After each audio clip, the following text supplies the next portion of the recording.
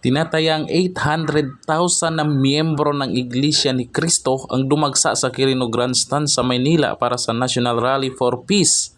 Base sa ulat yan ng Manila Police District na naitala ng dami ng dumalo ngayong umaga, Enero 13, 2025. Ang video na ito ay kuha po ng SMNI News.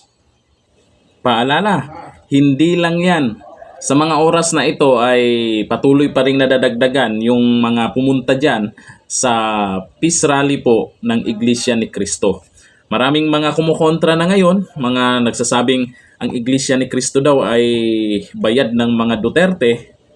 Siguro yung mga nagsabi ng ganon ay hindi nila matanggap na may mga tao talagang gusto ng kapayapaan, kasi yung sa kabila, yung mga ngagma ay gusto ng gulo at gustong may ma-impeach. Kasi kung hindi talaga ma-impeach si Vice President Sara Duterte, yan ang kinakatakutan nila.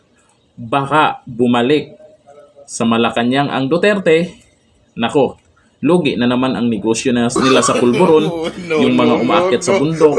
Ito si Franz Castro, kumukontra na rin ngayon dyan sa rally po ng Iglesia ni Cristo.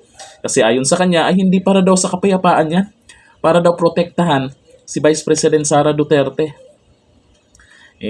Natatakot lang at kinakabahan lang tong mga to siguro dahil dito sa nangyari ngayon, baka walang pupirma o walang pumirma diyan sa ginagawa nilang impeachment Vice President Sara Duterte. Ikaw, pabor ka ba? O payag ka ba na ma-impeach si Vice President Sara Duterte? Comment tayo dyan. Hanggang dito na, thank you. Bye-bye.